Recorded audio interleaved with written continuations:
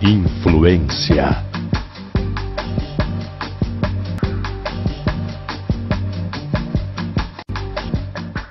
Olá, começa agora o programa Influência. E o nosso tema de hoje é Brasileiros no Mundo.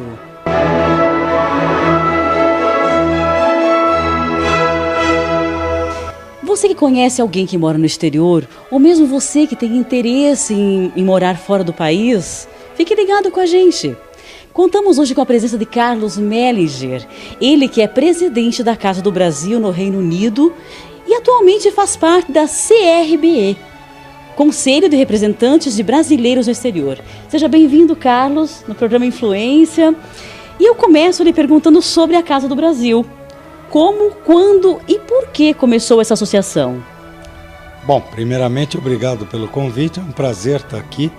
É um prazer poder divulgar um pouquinho da história dos brasileiros que vivem no exterior, em especial no Reino Unido. A Casa do Brasil em Londres, ela foi criada justamente para atender uma demanda muito grande das necessidades dos brasileiros que vivem no Reino Unido. Apenas em Londres nós estamos com uma estimativa de 260 mil brasileiros que lá residem. E os problemas são dos mais diversos. E essa associação, sem fins lucrativos, registrada assim junto ao governo britânico, tem prestado na língua portuguesa assistência a essa grande comunidade que nós temos lá hoje. Assim surgiu a associação e assim vem crescendo cada vez mais. Quais os serviços que a Casa do Brasil oferece aos brasileiros que vivem no Reino Unido? Bom, o carro-chefe, sem dúvida, é aconselhamento jurídico na área de imigração. Vistos, pedidos para até retorno ao Brasil, tudo que se refere à imigração, a parte jurídica, a Casa do Brasil tem competência legal e autorizada pelo governo britânico para prestar esse tipo de serviço. Além disso, há advogados de outras áreas, voluntários sempre, brasileiros, que podem ajudar em outras questões que não são da nossa competência. Temos também psicólogos, também voluntários, temos auxílio com preenchimento de formulários, intérpretes, tradutores, naturalmente a barreira da língua, né? E nós tentamos ajudar em qualquer âmbito. Então, eu sempre digo que ou nós temos competência para ajudar o brasileiro na hora, na Casa do Brasil, ou nós vamos encaminhá-lo para alguém que tenha competência e que seja de nossa confiança, ou seja, precisa ter o espírito associativo de não ter fins lucrativos e etc. Depois, convênios com médicos, auxílio com busca de acomodações, trabalho, escolas. A lista vai longe. Interessante que a associação começou com algumas linhas de lista de serviços e hoje é uma lista enorme, porque a própria demanda foi nos obrigando a especialização em áreas que nós não imaginávamos que teríamos que cobrir. Que bacana! E como faz para se associar? É bastante simples. Existe uma ficha de adesão, onde fazemos poucas perguntas, nós não entramos em caráter de status imigratório, ou seja, em que situação a pessoa está, isso a princípio não nos interessa. E o pagamento de uma anuidade de 30 libras. Aqui no Brasil, se a associação vier daqui, que também é possível, são R$90.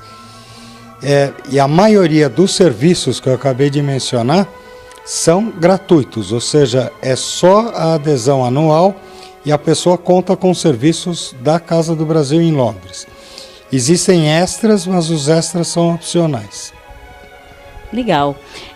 Você diria que a associação ela serve de elo entre o brasileiro que está no exterior e a família dele que está aqui no Brasil?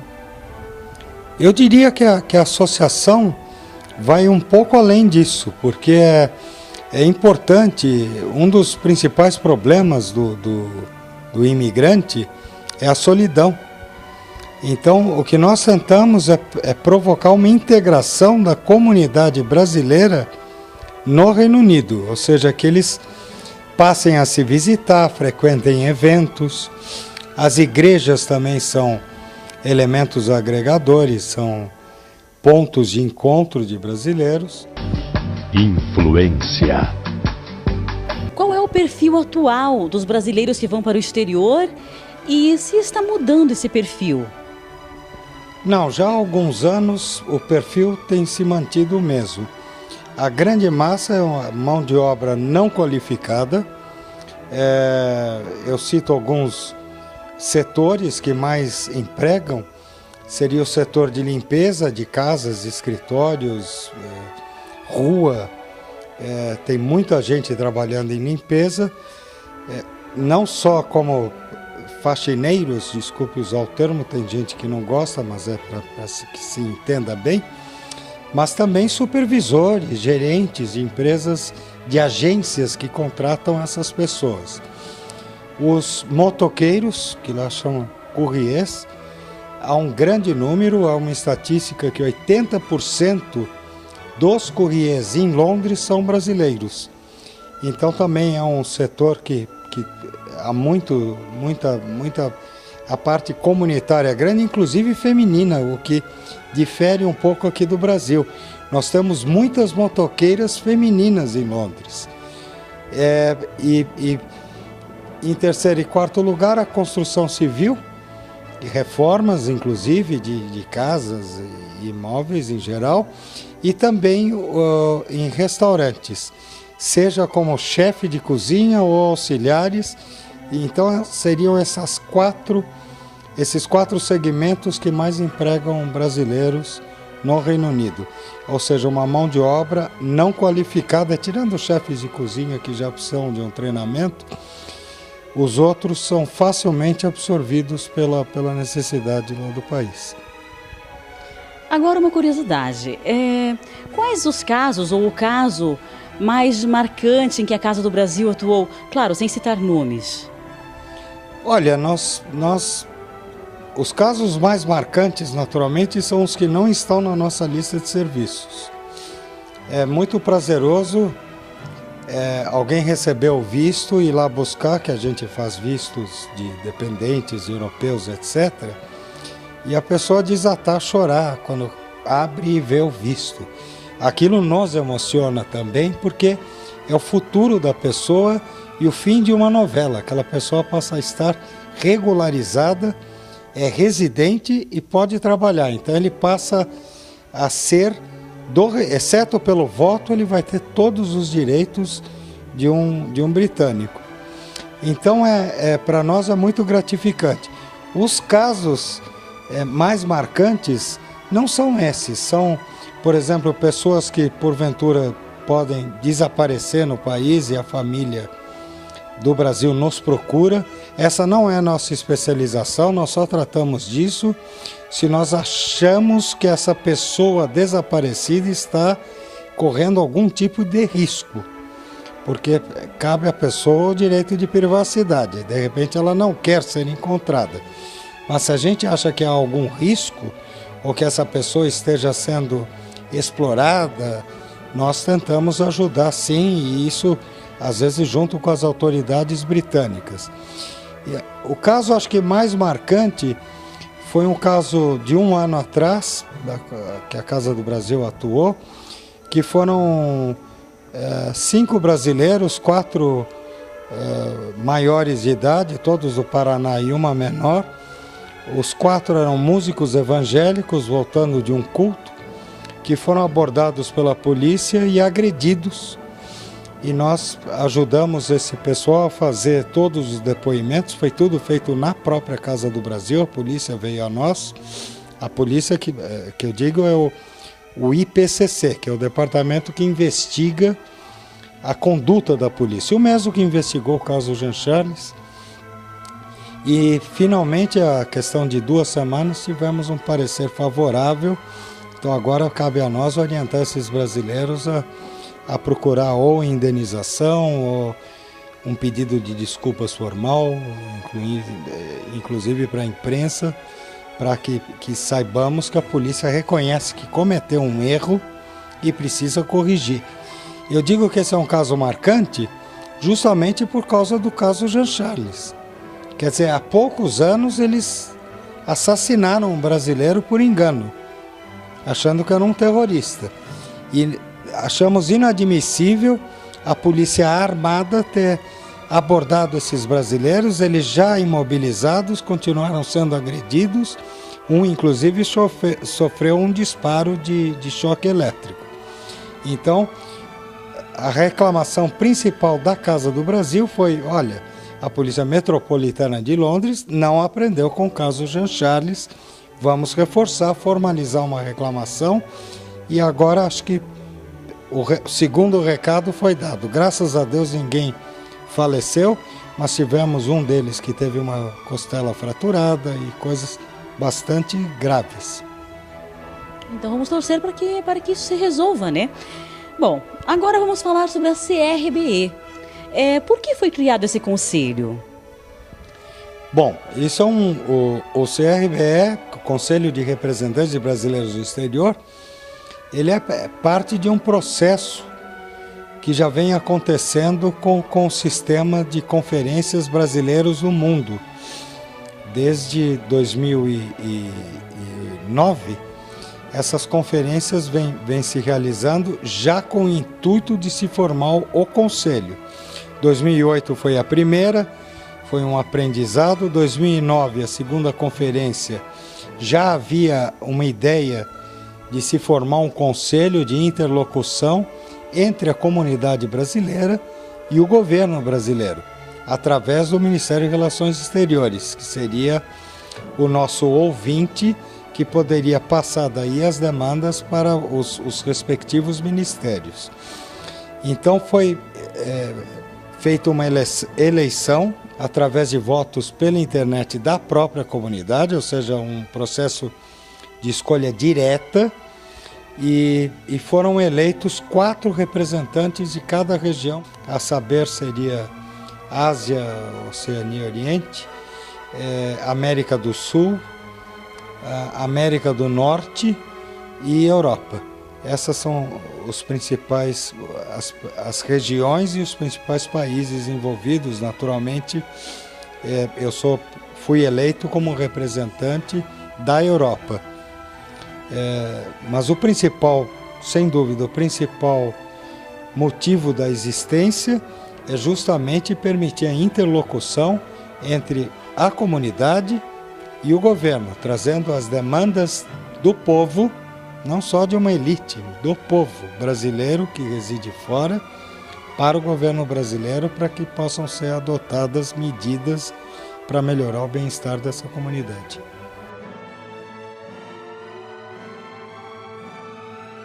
É com grande satisfação que participo dessa terceira edição da Conferência Brasileira no Mundo, um evento que para mim tem um simbolismo muito grande, porque convivi com muitos de vocês quando não era presidente, quando era oposição ou quando era dirigente sindical.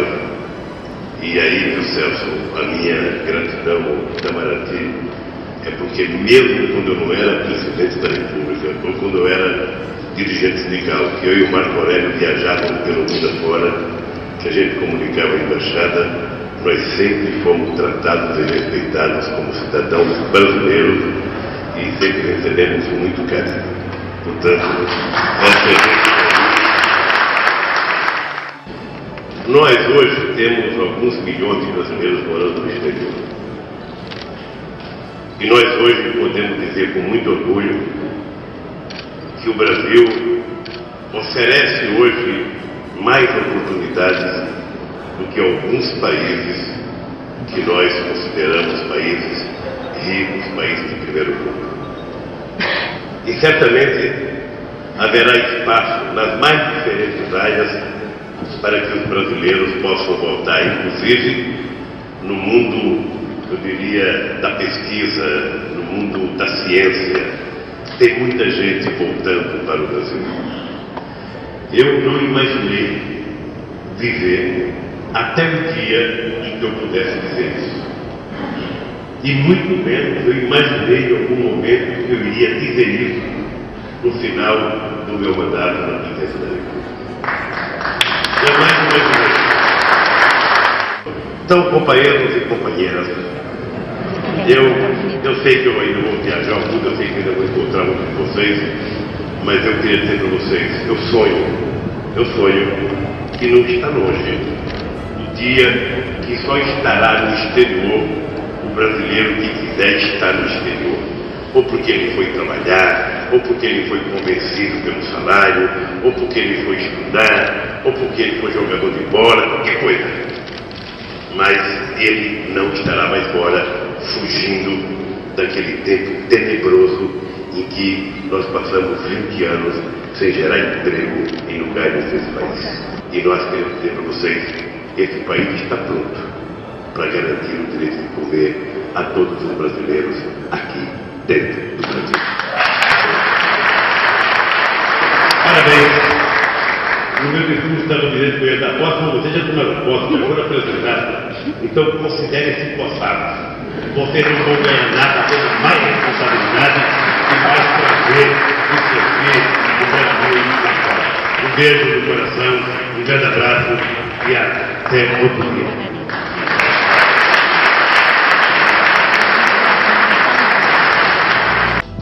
Influência. Bom, não existe uma estrutura específica para o trabalho, né? E também, até onde eu sei, não é remunerado, é um trabalho voluntário. Então, como esses representantes eleitos irão trabalhar? De que forma?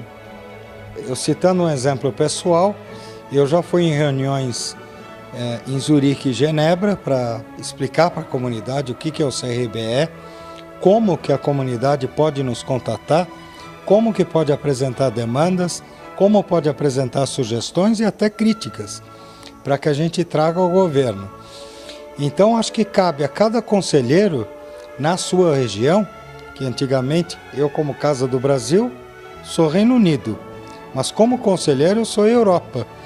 Então, cabe maximizar esforços para poder atender todos os países, nem que seja de forma eletrônica, porque aí, à medida que somos voluntários, às vezes os custos nos impedem de ficar viajando a Europa inteira. E o nosso próprio trabalho também impediria isso. As atividades do dia a dia, né, de atendimento à comunidade. Então cabe um pouco de criatividade, uso de e-mail eletrônico, para que a gente possa ouvir, avaliar, priorizar e apresentar para o governo brasileiro. E qual é o poder que o Conselho tem perante a comunidade brasileira e internacional? E também gostaríamos de saber de quanto tempo é o mandato. Bom, o mandato é de 2 anos, permitindo reeleição. Isso já está previsto no decreto e no regimento desse Conselho. O decreto da formação do Conselho é esse decreto 7.215 de abril de 2010, do presidente Lula, e o regimento interno foi elaborado pelo próprio Ministério de Relações Exteriores. Então, baseado no decreto, após 2 anos haverá uma nova eleição, um novo processo seletivo, e salvo alterações que eu acredito que não sejam tão relevantes, o processo deve ser muito parecido. Vamos corrigir algumas falhas, principalmente no sentido de divulgação desse processo para que mais brasileiros no exterior possam participar da votação. Mas tem sido bastante interessante o que o Conselho já tem feito no sentido de poder planejar o futuro e a própria continuidade desse Conselho. O Conselho precisa mostrar a importância da existência dele em si, mesmo para toda a comunidade brasileira. E aí eu não estou falando apenas da minha região, estou falando do mundo inteiro. É muito importante que o pintor de um imóvel lá em Osaka, no Japão, tenha com quem falar para que essa preocupação, esse pedido dele chegue a alguém que possa ajudá-lo. E o Conselho é a solução para isso. Além disso, existem outros projetos que estão sendo implantados, são os Conselhos de Cidadania.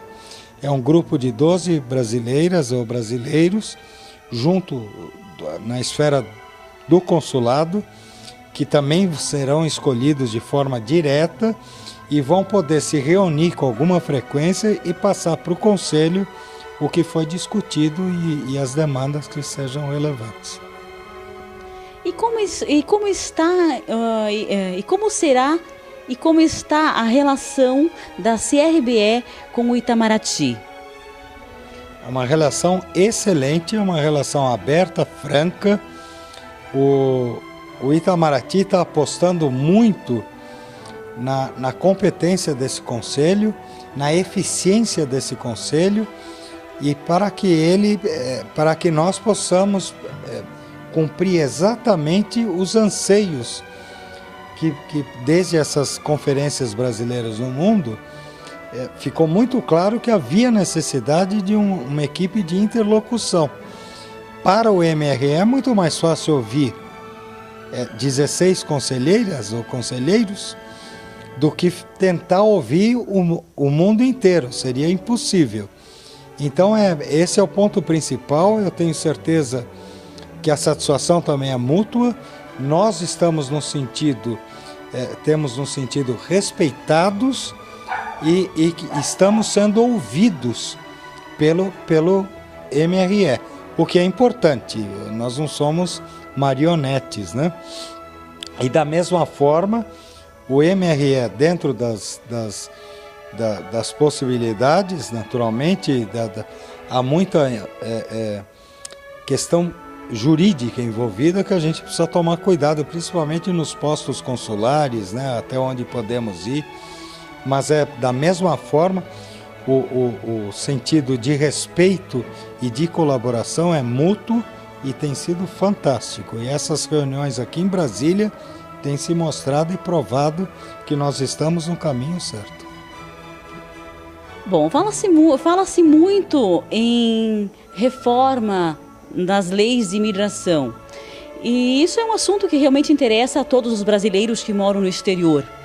Então eu gostaria de saber de que forma o Conselho pode interceder a respeito disso. Bom, aí nós esbarramos numa questão de soberania dos países.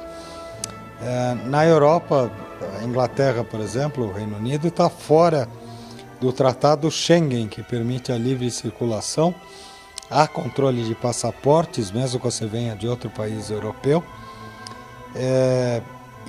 O processo de regularização migratória vai depender da lei do próprio país. Não há como escapar disso, é soberano, e o mesmo ocorre para pessoas de outros países que vêm viver ou estudar no Brasil. Eu acho muito justo a política de reciprocidade, inclusive a reciprocidade que às vezes nem é no setor de vistos, mas, por exemplo, com os últimos acontecimentos que tiveram na Espanha, onde aqui começaram a haver também recusas de entrada de espanhóis. Essa reciprocidade, que pode soar como desaforo, é válida. Hoje o Brasil é um país emergente, não é um país que pode ser tratado como algo do terceiro mundo. Então, eu acho que o excesso de recusa de entradas causa um certo desconforto e até desrespeitoso em certos casos.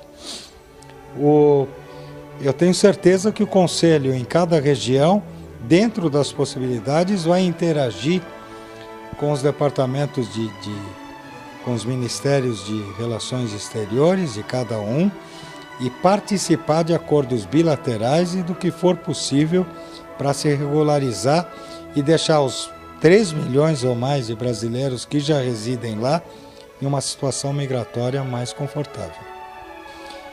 Há uma preocupação muito grande que esse relacionamento funcione, porque assim como nós somos os interlocutores da comunidade com o Itamaraty em muitos casos é interlocutor do Conselho para com os ministérios de competência em cada âmbito, ou seja, educação e cultura, comunicação. Então é muito importante que isso funcione. E sente-se um mútuo respeito entre o Conselho e o MRE, que é realmente algo de se admirar. Assim como o Conselho respeita algumas limitações, até de natureza jurídica, que o governo brasileiro tenha, principalmente em se tratando de postos consulares e limites de atuação, o Itamaraty também nos respeita de uma forma considerável. E esse respeito mútuo, o fato de nós sermos ouvidos e ouvir, é o segredo para o sucesso, continuidade, e tenho certeza que esse projeto é vencedor, é fruto de um árduo trabalho de 3 conferências brasileiras no mundo e vai continuar sendo vencedor com uma renovação da equipe que deve ter alguma rotatividade, o que também vai ser muito positivo. Com toda a experiência que você tem, que conselho você daria às pessoas que estão querendo morar no exterior? Bom, eu sempre dou um exemplo. Eu digo, não faça da sua migração uma aventura. E eu agora sou uma aventura desvairada. Não venda tudo que você tem, ou se endivide, ouvindo histórias do exterior, em geral de sucesso, né? Que só vem propaganda boa para cá. Porque às vezes a realidade não é bem assim. E eu sempre temo que às vezes essa pessoa se desfaz de tudo no Brasil, se endivida, chega no aeroporto, em Londres, por exemplo, é barrado e volta para o Brasil sem nada. Então, há que se pensar bem, a mudança de um país é algo muito sério, então procurem-nos antes, nós estamos... A associação, aí já não é o conselho, mas a associação Casa do Brasil em Londres, pode orientar a se não se cometa loucuras nesse processo. Às vezes esse processo é irreversível e pode causar consequências muito graves. Então consultem, não seja nós, seja talvez um conselheiro da região para onde se pretende migrar. A América do Norte ainda é um exemplo forte. Mas façam com os pés no chão. A economia do Brasil vem crescendo consideravelmente. Você acha que isso fará com que brasileiros retornem ao Brasil para executarem aqui os trabalhos que executam lá? Olha, em alguns países sim, isso ocorreu e já está deixando de ocorrer. Vários casos onde brasileiros que retornaram para o Brasil 3 meses depois retornam para o país de onde eles vieram. Que a situação aqui ainda não é a mesma no sentido do mercado de trabalho e salarial. E eu sempre dou um exemplo, que é uma pessoa que faça limpeza de casas, escritórios, lá em Londres. Essa pessoa trabalha bastante, mora mal, mas tem dinheiro para pagar o aluguel, de onde vive, comer, comida, supermercado, seja lá como que ela prefira se alimentar, pagar uma prestação ou uma poupança de um imóvel aqui no Brasil e ajudar a família. Agora, o dia que o Brasil tiver uma diarista, por exemplo, que tenha condição de fazer tudo isso, aí sim o fluxo deve se inverter. Mas nós estamos muito longe disso acontecer. Eu não quero parecer que eu estou promovendo a imigração, mas é a realidade econômica dos 2 países, Reino Unido e Brasil. As possibilidades, o planejamento de quem mora lá vai muito mais além do que um brasileiro que vai viver mal, não vai ter condição de ter casa própria, mal come e paga o transporte. Carlos, qual é o contato, e-mails ou então telefones para que os brasileiros que moram no exterior, ou então as pessoas que planejam morar no Reino Unido, possam entrar em contato com vocês?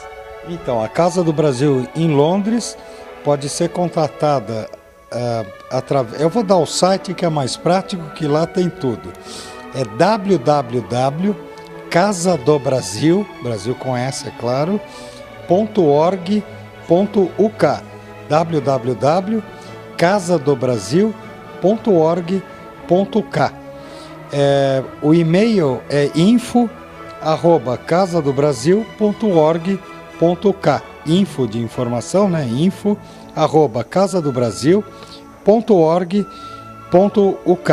Escrevam, vai ser um prazer responder as perguntas e vai ser um prazer evitar desastres migratórios e até para a gente orientar, mesmo os que vão realmente migrar, um pouquinho sobre a realidade no Reino Unido. E o nosso programa de hoje termina por aqui. Agradecemos a presença de Carlos Mellinger, que faz um trabalho super importante no exterior. Obrigada, Carlos, pela tua presença. Eu que agradeço, foi um prazer e parabéns por permitir que a gente divulgue aos brasileiros que possam pretender migrar e aos que lá estão sobre a existência da nossa organização e sobre a existência do Conselho. Até o próximo programa. Beijos. Tchau.